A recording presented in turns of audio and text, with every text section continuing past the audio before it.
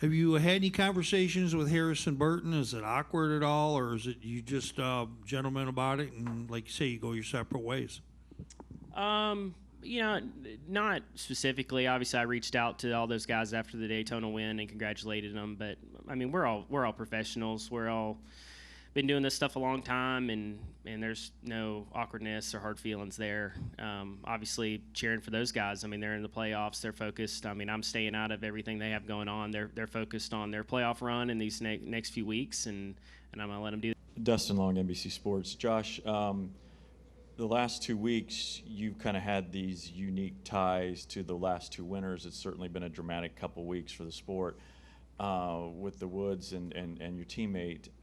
What is that like to be kind of have those ties, and does that in a long season reaffirm things, or does that frustrate things because you're like, I could have been that guy? How do you, because it seems like it's a very unique situation you've had the last couple of weeks.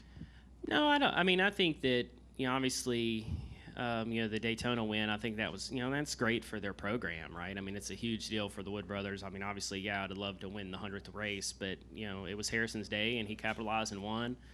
But it's great for that program and the Wood brothers that, I'm going to benefit from next year, right? So it's exciting for them. And same with Chase, right? Like, I think that, that was really exciting for everybody at Stewart-Haas to see that win and the job that those guys did. And it's a big morale boost for everybody. And like I said, nothing really changes. Everybody's been working their guts out all year trying to win races, but it's still cool to get a reward for all their hard work, and it was fun to see that for sure. I think really the only thing that sticks out to me, I think throughout the whole thing, is like just thinking on how important it is to win a race to make the playoffs, man. I wouldn't, not 100% sure on this, but I would say some of those guys that missed it were probably 11th or 12th in points. I mean, it's so important to win a race when you get the opportunity. I think that's the biggest thing that I've taken from it, the last couple of weeks going into next year, is that if you want to make the playoffs, you better plan on winning.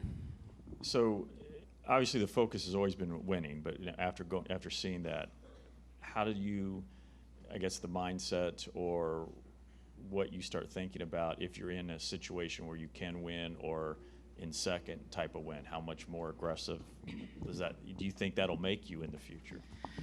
Yeah, I don't know. I mean, you just, obviously if you get in those situations, it's, capitalizing on it is incredibly important. I mean, I think, we talk about points and we look at the points, even as a team, we look at them all year long and stage points and this and that.